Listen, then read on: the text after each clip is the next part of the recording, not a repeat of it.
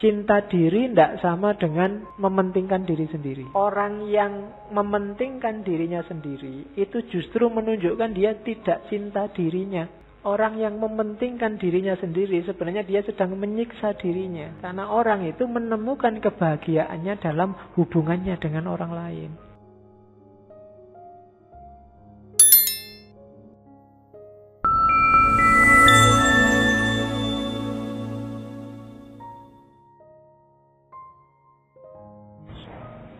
Oke, assalamualaikum warahmatullahi wabarakatuh. Bismillah, mari kita lanjutkan ngaji filsafat kita. Oke, sekarang ngomong objeknya. Yang biasa dicintai orang, ya meskipun tadi objek bukan yang pertama, tapi ya pada akhirnya kan ada yang dicintai, namanya objek cinta. Ada cinta sesama, namanya cinta persaudaraan. Cirinya, ya ini cinta terhadap sesama manusia. Cirinya apa? Tidak eksklusif, terbuka. Pengalamannya adalah pengalaman solidaritas, hidup bersama. Kok itu kalau di Erich Fromm porosnya apa? Mencintai yang miskin, mencintai yang lemah, mencintai yang tidak berdaya, mencintai yang tertindas. Kenapa ini jadi porosnya? Karena kalau orang pada yang miskin, pada yang lemah, pada yang tidak berdaya sudah bisa mencintai, pada yang lain pasti bisa. Kalau kamu mencintai temanmu yang sama-sama ngaji, itu biasa, wajar. Kalau kamu mencintai orang tuamu sangat wajar, mencintai dosenmu sangat wajar, mencintai yang cakep-cakep sangat wajar dan sangat mudah. Tapi mencintai yang miskin, yang lemah, yang tidak berdaya, termasuk mencintai orang asing, kalau di Erich Fromm, itu luar biasa. Karena biasanya orang cenderung menghindar dari yang asing, cenderung tidak suka sama yang miskin, sama ketidakberdayaan. Itu kenapa agama menekankan cintailah kelompok-kelompok ini. Karena ini parameter bahwa kita memiliki kualifikasi cinta persaudaraan. Kita cinta sesama. Kalau mencintai orang kaya itu gampang, mencintai artis itu mudah, mencintai temanmu yang selevel itu mudah. Tapi yang lebih miskin, lebih tidak berdaya, lebih asing itu agak susah. Maka porosnya itu. Kalau ada orang yang bilang bahwa kita cinta semua manusia, tapi tidak pernah bersentuhan dengan kelompok-kelompok itu, belum. Masih ada yang dianti, apakah itu minoritas, apakah itu orang tertindas, apakah itu orang-orang miskin, berarti belum cinta sesama. Jadi masih cinta yang egois, masih cintaku untuk kelompokku dan demi kelompokku, belum cinta persaudaraan. Kalau di sana ada bibit eksklusivitas, pasti belum cinta persaudaraan.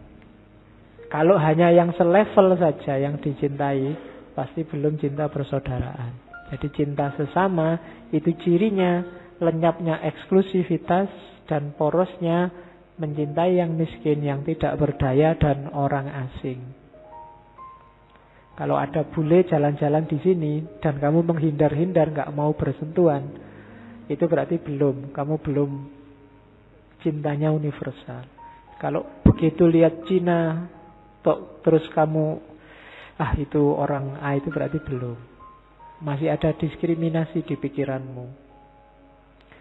Begitu lihat orang Yahudi, begitu lihat orang Amerika, begitu lihat apalah yang kamu tidak suka, terus kamu sisihkan dia sebagai bukan kelompokmu, seolah-olah dia bukan manusia juga, maka kamu tidak ada di level cinta persaudaraan.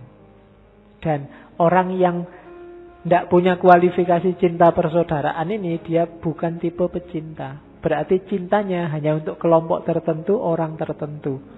Ini masih egois, bukan cinta yang sejati. Makanya itu dia punya quote, just as love for one individual which exclude the love for others is not love. Love for one's country, which is not part of one love for humanity, is not love, but idolatrous worship. Sebagaimana cinta pada satu orang yang tidak mencintai semua orang yang lain, itu bukan cinta. Maka cinta hanya pada satu negara yang menegasikan semua negara yang lain, semua manusia yang lain, itu juga bukan cinta, tapi idolatrous worship, penyembahan, idola-idola, Tuhan-Tuhan yang baru. Untuk tidak jadi Tuhan baru, cintanya harus rata untuk semua makhluk. Eksklusivitas itu menunjukkan ada yang dipertuhankan selain Tuhan. Yaitu apa? Kelompokmu, dirimu sendiri, egomu, pikiranmu, cita-citamu. Ketika ada yang dipertuhankan selain Tuhan, itu dalam agama namanya musyrik. Jangan salah, jangan-jangan kamu nuduh-nuduh orang kafir, ternyata kamu sendiri musyrik. Kenapa? Ada yang kamu pertuhankan. Dari mana kok tahu ada yang dipertuhankan selain Allah? Kamu milih-milih yang dicintai. Ada yang kamu cintai, ada yang tidak kamu cintai. Satu orang ini kamu cintai, yang lain tidak. Negaramu ini kamu cintai, dan sama negara lain biar aja hancur. Itu namanya bukan cinta. Fanatisme. Fanatisme itu idolatrous worship. Jadi kebertuhanan, penyembahan idola-idola, pemberhalaan. Kamu sedang menyembah berhala yang namanya pikiranmu, yang namanya kelompokmu, yang namanya organisasimu. Entah kamu sadar apa enggak. Jadi jangan-jangan hari ini kita semua itu musyrik. Meskipun kamu tiap hari mencermati kiri kananmu, siapa yang kafir, siapa yang belum.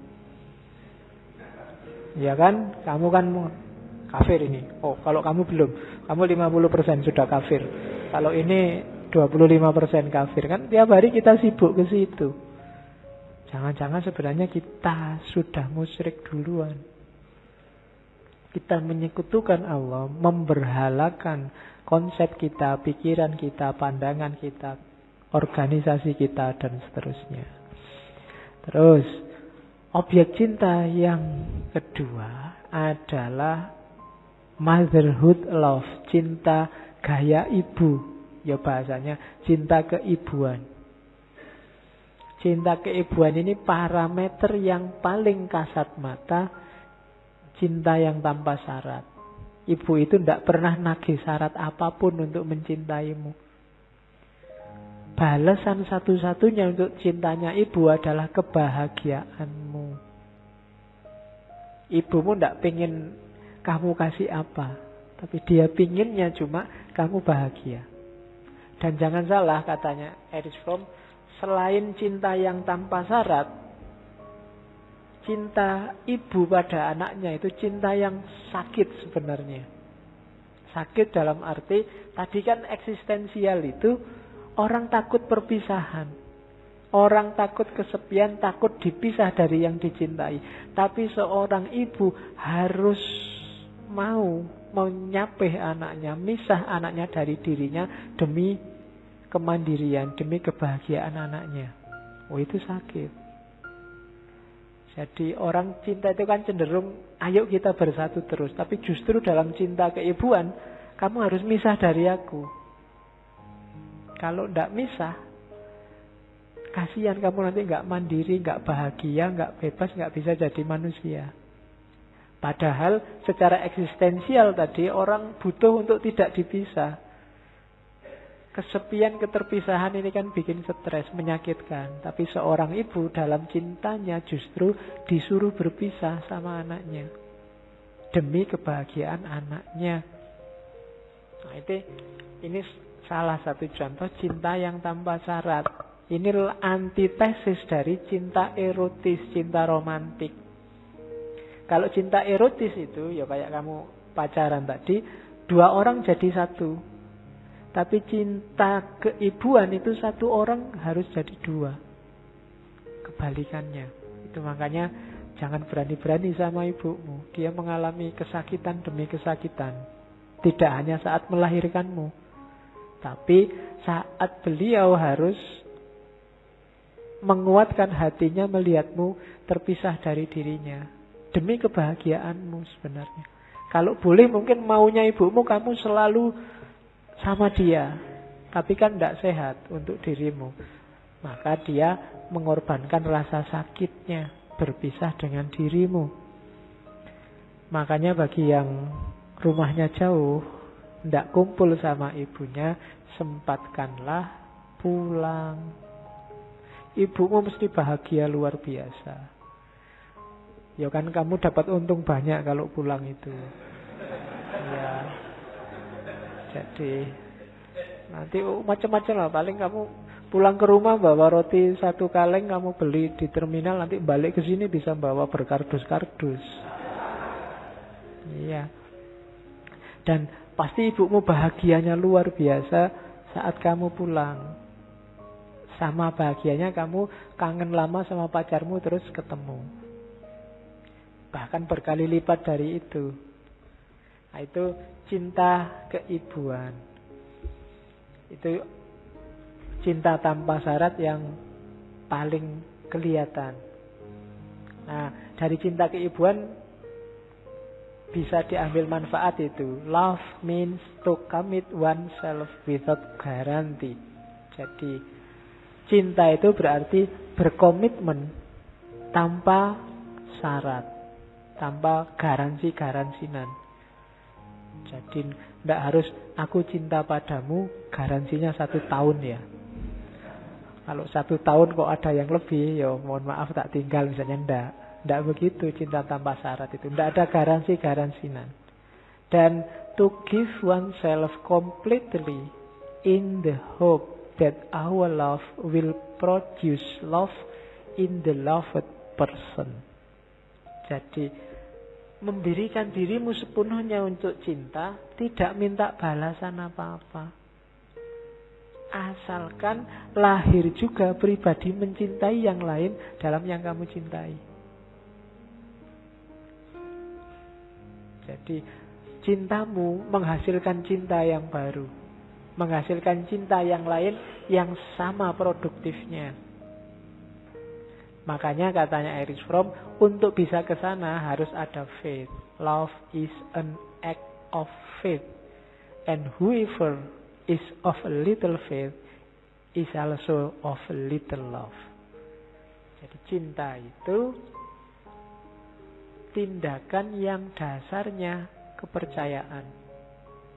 Semakin kecil kepercayaan, ya semakin kecil cinta. Kalau ada cinta kok tiap hari interogasi. Ya. Tadi di kampus sama siapa? Ngobrol sama siapa? Coba lihat HP-nya WA-an sama siapa? Ya. Berarti kepercayaannya kecil. Itu tanda-tanda belum cinta. Itu masih dagang kayak tadi. Masih negosiasi. Masih takut dirugikan. Padahal kalau cinta yang benar kan nggak mungkin negosiasi loh. Kalau kebahagiaanmu nongkrong sama teman-teman yang lain ya monggo. Kalau kamu bahagia chatting sama cowok lain apa cewek yang lain ya silahkan. Bahkan kalau bahagiamu adalah membuang aku ya buanglah.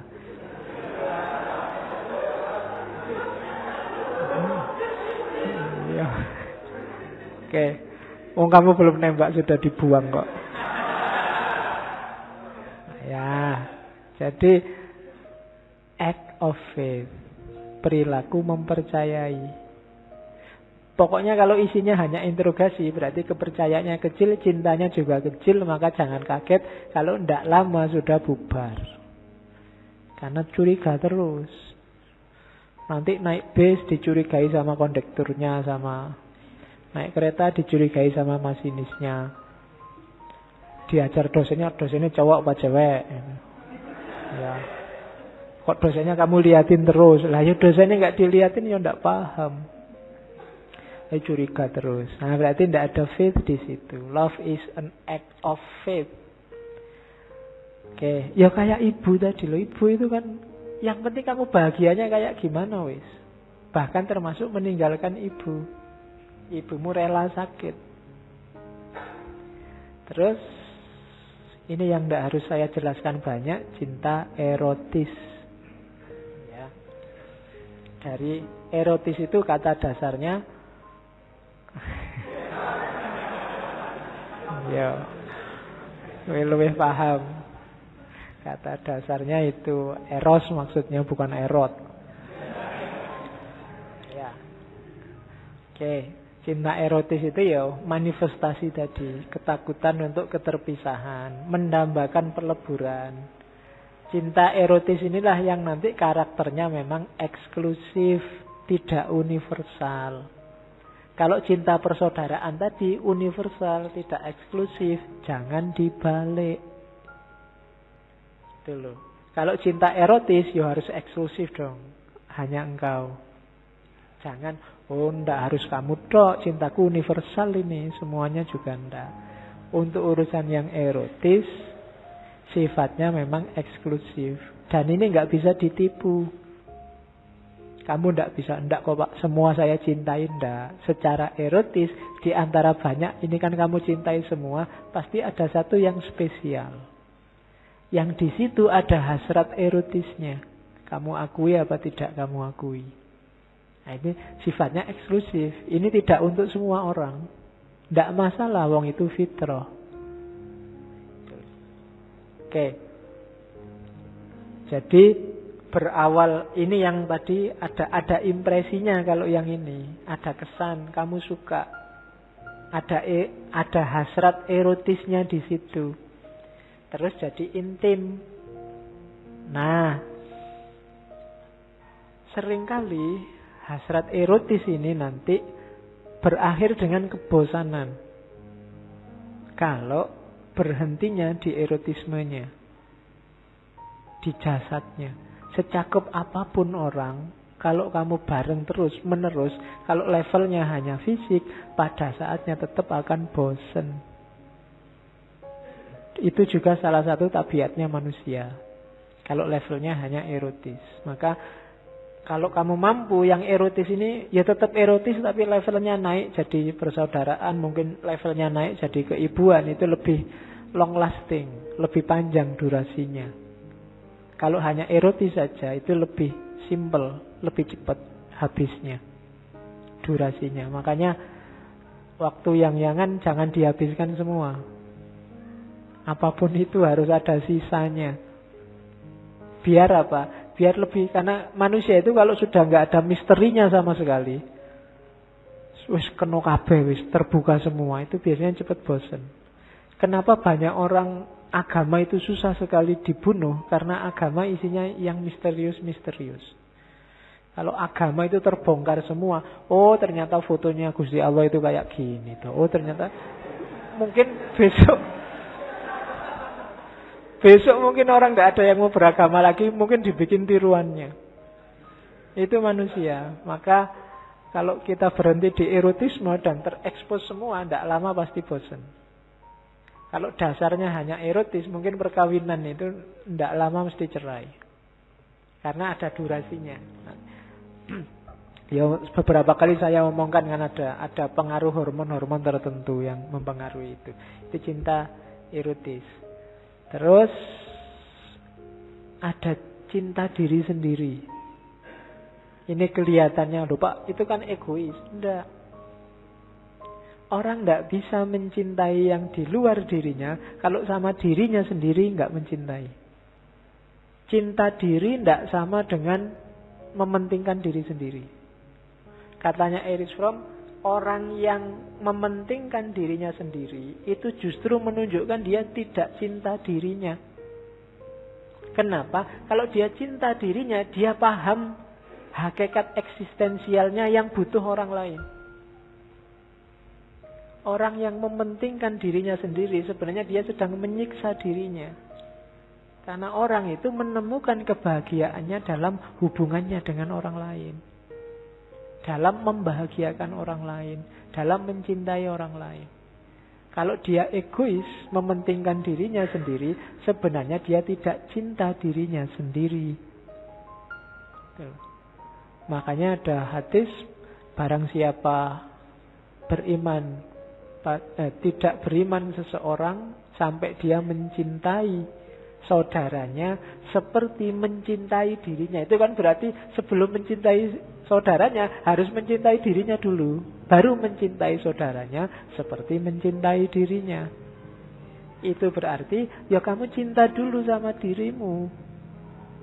Hanya orang yang mencintai dirinya yang bisa mencintai orang lain. Kalau enggak, jatuhnya yang mementingkan dirinya sendiri tadi. Dan mementingkan dirinya sendiri itu seolah-olah aja dirinya dinomorsatukan. Tapi sebenarnya itu menutupi kondisi bahwa dia tidak paham tentang dirinya. Memanjakan diri itu menunjukkan dia tidak paham tentang dirinya. Dirimu yang sejati itu tidak butuh dipentingkan, dimanjakan segitunya. Hati-hati, begitu kamu ditinggal oleh yang lain, kamu bisa nangis. Karena eksistensial kita butuh yang lain. Jadi cinta yang keempat, cinta diri. Cintailah dirimu. Cinta diri ini ya tadi termasuk yang ego, termasuk yang itu ya dicintai dengan kadar yang pas. Jangan anti dirimu, itu namanya altruis nanti. Jangan bunuh diri untuk membahagiakan yang lain. Jadi bahagiakan yang lain sambil tetap dirimu bahagia. Karena hanya yang bahagia yang bisa membahagiakan orang lain. Kalau dia sendiri nggak bahagia, tidak mungkin bisa membahagiakan orang lain. Kalau kamu sumpek, susah kamu bikin orang gembira. Jadi rumusnya itu, cintai dirimu, fisikmu, lahirmu, batinmu, cintai, dikelola sesuai porsi dan proporsinya. Terus objek cinta yang kelima, cinta Allah. Jadi Erich Fromm ini beberapa tradisi spiritual berpengaruh. Paling tidak ada dua yang menonjol. Yang pertama Bible, Perjanjian Lama.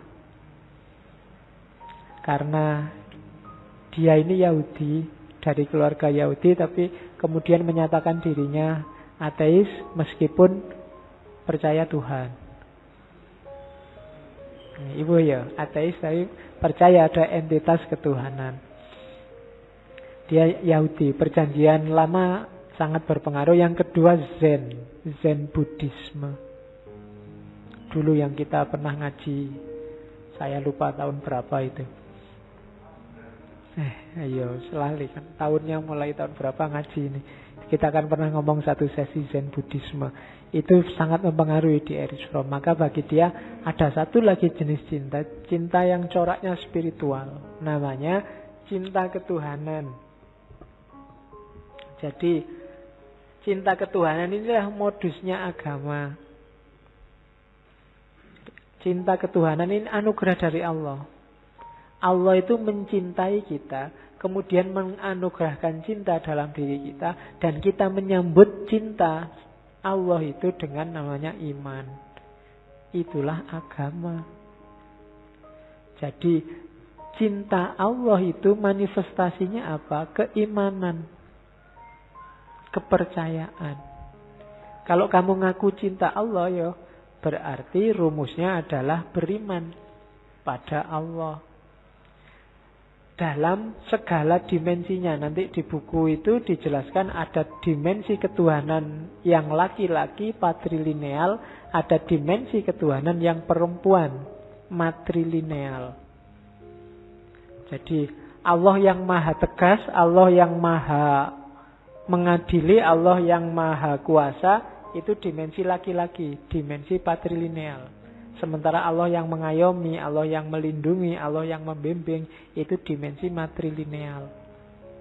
Masing-masing main sesuai porsinya. Kita harus pinter-pinter memposisikan Allah ini sedang dalam posisi apa, mainnya sedang di posisi mana. Jangan keliru.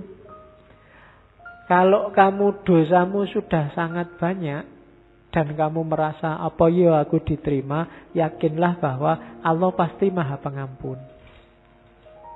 Nah, itu berarti mainkan dimensi matrilineal. Tapi kalau kamu sedang serius mau ibadah, ya yakinlah bahwa Allah itu adil. Kalau kamu waktu mau ibadah tidak mengedepankan keadilan Allah, mungkin ibadahmu jadi males.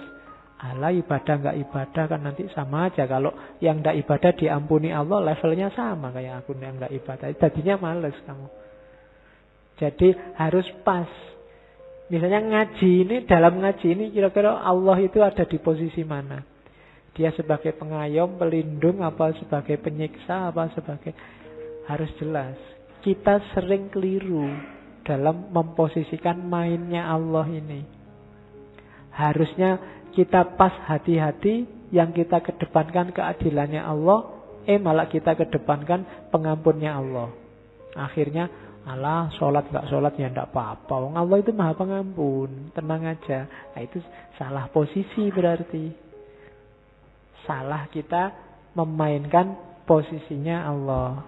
Terus dari semua penjelasan tadi, katanya Erich Fromm, marilah kita melahirkan cinta yang produktif. Bukan cinta yang pasif, bukan cinta yang reseptif, dan seterusnya. Cinta produktif itu apa?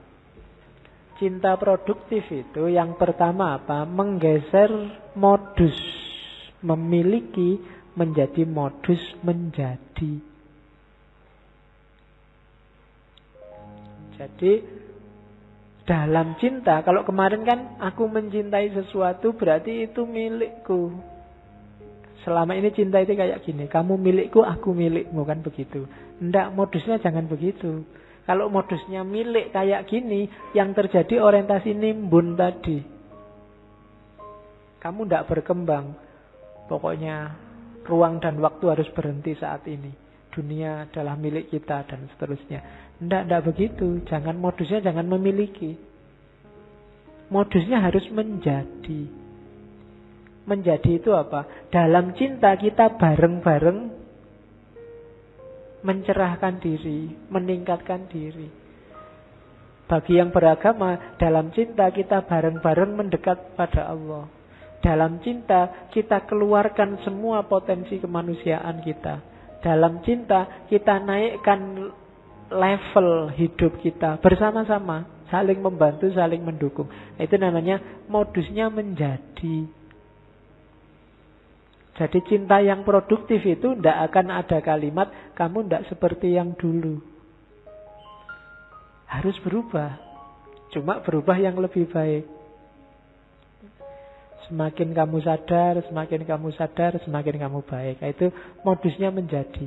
Ya meskipun hati-hati karena kadang-kadang begitu sadar kamu ditinggal. Ya. Wah, baru sadar aku kok mau-maunya aku sama kamu dulu. Itu berarti ya ndak apa-apa, ditinggal kan ndak apa-apa. Ndak ada hubungannya sama tinggal meninggal. Kalau kamu stres ditinggal berarti kemarin cintamu modusnya masih modus memiliki. Ya, tidak membedayakan. Kadang-kadang dengan modus menjadi oke, kita tetap saling mencintai tapi ndak bareng lagi sudah. Dengan tidak bareng ini kualitas hidup kita semakin meningkat. Ndak apa-apa. Ya. Jadi itu cinta produktif. Syaratnya apa? Cinta produktif itu mandiri, bebas, tapi kritis. Bebas tidak asal bebas. Mandiri itu apa? Menghargai individualitas masing-masing. Jangan saling menaklukkan, mensubordinasi. Nyetir, berusaha menang-menangan, saling memperbudak. itu berarti cintanya tidak mungkin produktif. Setelah itu bebas. Bebas dalam arti bebas mengembangkan diri, jangan mandek. Kita itu manusia. Manusia itu bukan tidak sempurna, tapi selalu menuju kesempurnaan. Jangan sampai gara-gara cinta kita mandek. Harus tetap berkembang. Ajaklah pasanganmu dalam cinta untuk mengembangkan diri. Dan untuk tidak ngawur kemandirian dan kebebasan itu harus ada nalar yang kritis. Kenapa harus ada nalar yang kritis? Karena kadang-kadang ada orang yang bilang cinta itu buta. Karena cinta, orang terus tidak ngerti salah, nggak ngerti benar, nggak ngerti hitam, nggak ngerti putih. Kan itu cinta, Pak. Everything is fair in love and war. Itu pepatahnya orang barat. Kalau urusan jatuh cinta, segalanya bisa. Oke, cinta ditolak, dukun bertindak, Pak. Itu enggak. Iya, enggak ada nalar kritis di situ. Nalar kritisnya harus tetap jalan. Tidak boleh dibutakan oleh cinta. Tidak boleh kalau cinta sudah melekat, tai kucing rasa coklat. Nggak boleh begitu. Kalau nalarnya kritis ya, sedalam apapun cinta ya tai kucing ya tai kucing. Ya, tidak boleh karena aku cinta padamu ini meskipun tai kucing rasanya kayak coklat. Tidak. Jadi parameter cinta tidak cinta bukan itu. Jadi harus ada nalar yang kritis. Kemudian kalau sudah mandiri, bebas, kritis, baru aktif. Aktif itu kok bukan aktif pacaran sambil lari-lari, pacaran sambil olahraga, enggak. Tapi dengan kamu berdua yang tadi kerjasama saling menjadi bukan saling memiliki, mengoptimalkan potensimu. Mengeluarkan semua kapasitasmu yang baik-baik. Jangan salah ya, cinta itu energinya besar luar biasa. Kalau kalian bisa memanfaatkan energi cinta ini jadi kekuatan yang produktif, hasilnya juga luar biasa. Yang punya pacar mesti ngerti, yang belum punya dibayangkan dulu. Kadang-kadang energi ini sia-sia. Hanya untuk mungkin seneng-seneng aktivitas yang tidak penting. Padahal kalau mau berdua saling mendukung, saling mengetatkan diri masing-masing untuk mengoptimalkan potensi-potensi yang kita miliki, akan lahir banyak produktivitas-produktivitas yang bermanfaat untuk kenaikan level kita. Jadi cinta usahakan aktif dalam produktivitasnya. Dan ringkesnya apa? Cinta produktif itu berarti modusnya menjadi apa? Diawali dari membentuk diri jadi pribadi yang merdeka. Kemudian kemerdekaan yang melahirkan kebebasan itu diimbangi oleh akal, budi, ya kan? Jadi nalar kritisnya harus jalan. Kemudian diorientasikan, tadi orientasinya memberi. Ketika orientasinya memberi, hasilnya pasti produktif. Potensi kita optimal, kemudian kita ingin menyumbangkan sesuatu, entah itu untuk satu orang, untuk banyak orang, untuk seluruh dunia, itu kan orientasinya memberi, tidak egois. Kalau ini kita lakukan, maka cinta akan mengatasi tadi problem eksistensial. Kita akan kukuh dalam diri kita, lenyapnya perasaan terasing dan terpisah. Cinta kita memberdayakan akhirnya, tidak memperdayakan. Kita jadi kuat, jadi berkembang, jadi semakin baik dengan cinta yang produktif tadi. Jadi disinilah nanti cinta memberikan sumbangan bagi peradaban. Tidak hanya bikin repot, tapi memberikan sesuatu. Makanya nanti di bagian-bagian terakhir Erich Fromm ngomong, karena itu maka kita harus belajar. Jangan merasa sudah bisa. Ya syaratnya belajar itu apa? Disiplin. Yang kedua, konsentrasi. Konsentrasi itu berarti memiliki kepekaan diri. Yang ketiga, sabar. Pelan-pelan, lama-lama kita akan jadi orang yang penuh cinta. Ya tidak bisa instan. Dan yang terakhir, biar semuanya sukses, harus jadi prioritas. Dalam dunia ini yang penting-penting banyak, yang bagus-bagus juga banyak. Tinggal kita milih prioritas mana. Katanya Erich Fromm, jadikan cinta prioritas tertinggi. Prioritas itu berarti urusan apapun cinta diprioritaskan, dinomorsatukan. Itulah kenapa cinta jadinya terus kayak seni yang tidak bisa ujuk-ujuk dimainkan. Harus dipelajari dulu sebelum dipraktekkan. Harus ngerti teorinya dulu. Oke. Makanya terakhir dia bilang, it takes a moment to tell someone you love them, but it takes lifetime to prove it. Hanya butuh waktu 1 detik untuk kamu bilang I love you. Tapi butuh waktu seluruh hidupmu untuk membuktikannya. Jadi hati-hati dengan resiko I love you. Makanya tadi kalau ada yang bilang aku jatuh cinta padamu, suruh pulang dulu, dipikir dulu. Karena resikonya panjang. Butuh lifetime to prove it. Butuh seluruh hidup kita untuk membuktikannya. Tidak ada batas akhirnya.